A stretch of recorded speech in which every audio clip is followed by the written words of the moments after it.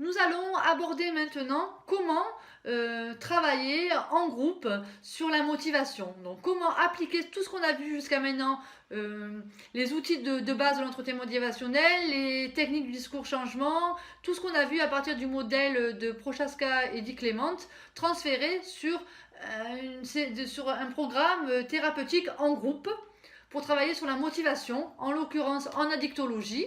Et aujourd'hui, je vais vous expliquer, vous présenter un programme qu'on a établi avec ma collègue Madame Pélissier-Marie-Florence. Donc, ce programme qui peut s'appliquer à n'importe quelle addiction à une substance ou une addiction à un comportement, une conduite addictive. Là, aujourd'hui, ce sera un groupe que nous avions animé sur la motivation à arrêter de consommer du cannabis.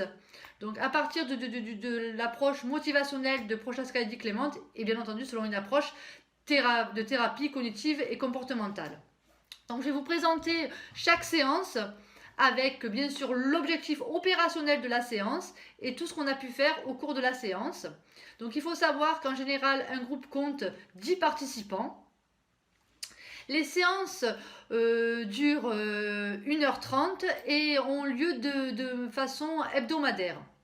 Donc à chaque fin de séance, je vous le présenterai, on donne, comme on a l'habitude de le faire en TCC, un exercice à domicile que je vous présenterai, exercice à domicile qu'on reprend à chaque séance, à chaque début de séance prochaine. Donc on va commencer par la première séance dont l'objectif opérationnel est bien entendu la présentation des participants et la création vraiment d'une dynamique de groupe. Comme on peut le faire en séance individuelle au niveau de l'alliance thérapeutique, là c'est vraiment créer la dynamique de groupe et le cadre, les règles. Donc premièrement, on va travailler sur l'engagement sur toutes les séances de chacun pour voir la progression de la première à la dernière séance. Donc on explique un petit peu ça à nos patients. Et ensuite, on va présenter, on va travailler sur les règles de notre groupe. On va leur dire que maintenant, à partir d'aujourd'hui, on constitue un groupe et on va mettre en place les règles de ce groupe. Donc on fait un petit peu ça sur forme de brainstorming. Donc on va noter, chacun va dire les règles du groupe qu'il veut émettre. Par exemple, une écoute mutuelle, respect et non jugement de chacun, bien entendu. Ça peut être également la participation active de tous, la confidentialité, bien entendu. Après, pour les substances, on va demander quand même à chaque patient, par exemple pour l'alcool, de se présenter à la séance en étant pas alcoolisé, de manière à ne pas pouvoir parler ou travailler en séance, à ne pas être ivre. Ça, c'est à chacun de voir comment on peut le travailler pour les règles du groupe, comment chacun voit sa participation. Voilà. Ensuite, on va faire la présentation des participants et de leurs attentes, vraiment travailler sur la présentation de chacun et sur les attentes. À partir de là, on va faire, en général, on fait ce qu'on appelle le jeu du journaliste, c'est-à-dire que les patients vont travailler par binôme, et donc, comme le dit le terme, chacun va présenter son binôme, comme le ferait un journaliste dans une activité professionnelle lors d'une interview. Donc chacun va se présenter, bien entendu il dit ce qu'il a envie de dire, on ne rentre pas, on n'est pas intrusif, et il va quand même aborder ses attentes par rapport à sa venue au groupe et ce qu'il attend de nous et de ce qu'il attend de trouver au niveau de son travail motivationnel. À la fin de la première séance, bien entendu comme je vous l'ai dit tout à l'heure, on demande un exercice à domicile à faire à la maison.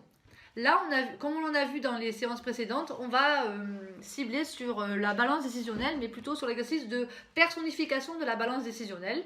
On va demander à chaque participant d'écrire une lettre à l'ami cannabis, c'est-à-dire d'écrire une lettre en disant les raisons pour lesquelles il a aimé cet ami, pourquoi il a aimé le cannabis, et les raisons pour lesquelles il désire s'en séparer aujourd'hui, des raisons pour lesquelles il désire le quitter aujourd'hui. Bien entendu, on va reprendre cet exercice à domicile lors du début de la deuxième séance. Et bien entendu, chacun peut participer à sa convenance. Nous n'obligeons personne. Et on le précise bien. La seconde séance, l'objectif opérationnel va s'axer sur la mise en évidence des représentations sociales du produit, en l'occurrence aujourd'hui du cannabis. Donc on va travailler tout d'abord, le premier exercice en groupe va être de faire un brainstorming sur le mot cannabis. Donc on met le cannabis au milieu, on met plein de branches et ensuite chacun doit dire, si je vous dis le mot cannabis, qu'est-ce qui vous vient à l'esprit de manière spontanée.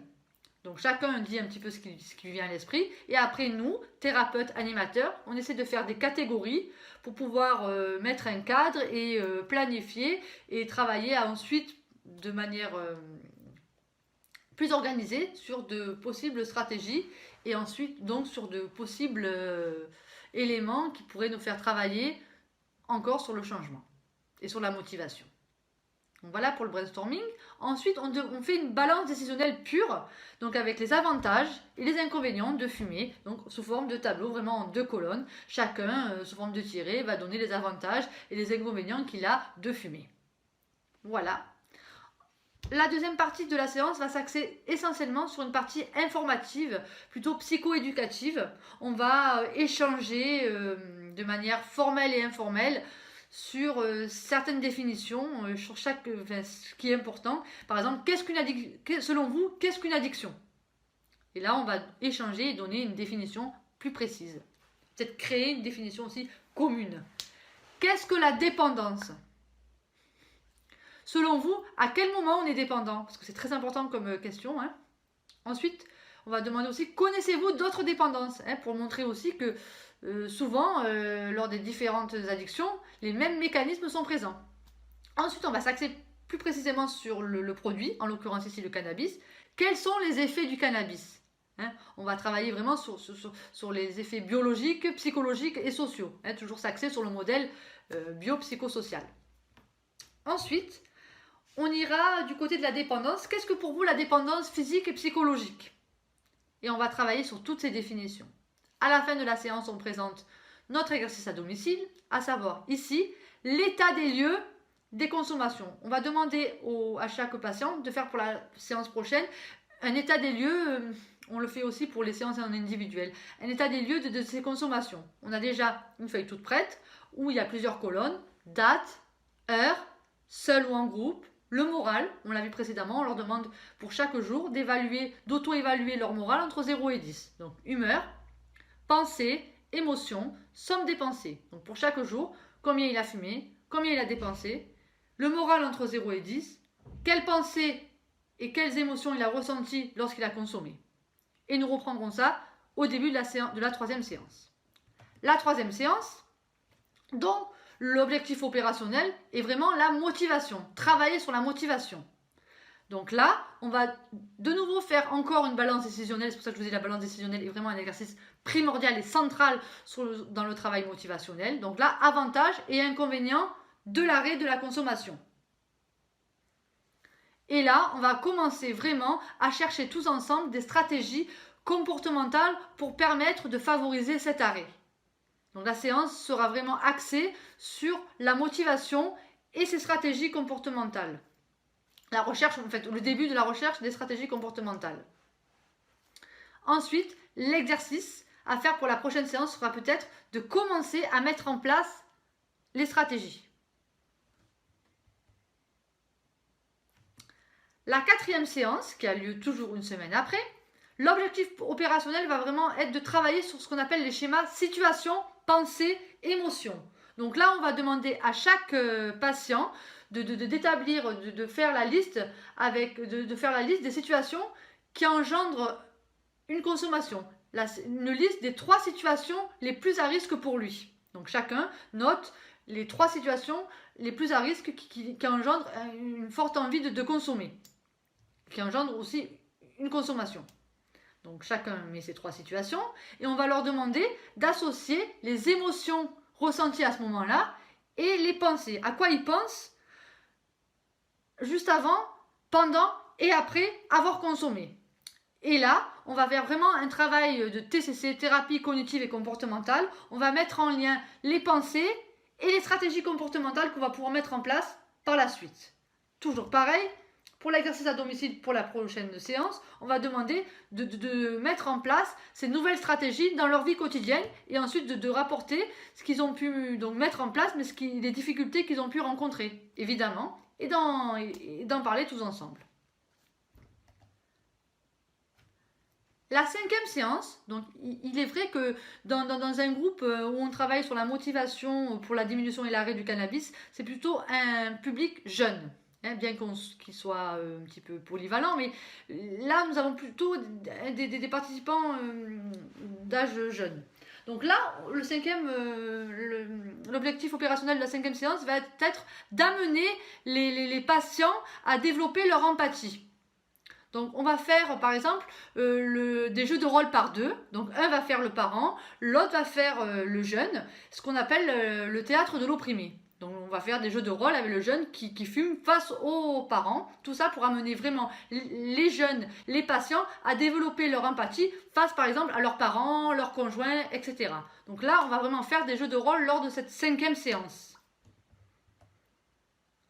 La 6e séance va s'axer essentiellement sur un plan de changement. On va vraiment dresser un plan de changement. On va vraiment faire quelque chose de pragmatique. On va travailler sur l'action.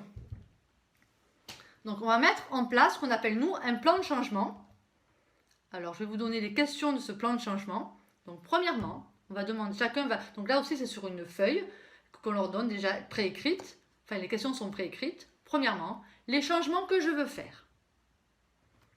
Deuxièmement, les raisons primordiales qui me motivent à faire ce changement sont. Troisième élément, troisième question, les étapes que je planifie d'entreprendre pour changer sont. Quatrième élément, si là, ça chacun fait comme il peut, hein, la façon dont les autres peuvent m'aider. Hein, nous rappelons que des fois, on n'aime pas trop que autrui puisse interférer et s'inclure dans le travail motivationnel. Et là, c'est au cas par cas. La façon dont les autres peuvent m'aider sont. 5e paragraphe, 5e question, 5e élément. Je saurai que mon plan fonctionne si. Quand le patient va savoir qu'il est arrivé, que sa motivation au changement a évolué. Je saurai que mon plan fonctionne si. 6e item. Les éléments, là on travaille sur les obstacles, les éléments qui peuvent interférer avec mon plan de changement sont, quels sont les obstacles à mon changement pour pouvoir mettre en place des stratégies efficaces et adaptées face à ces obstacles. Donc le patient va travailler, on va travailler tous ensemble sur ces 6 questions, on va échanger et on va mettre en place donc ce plan de changement et des objectifs, un objectif. On va faire quand même un travail de coaching motivationnel.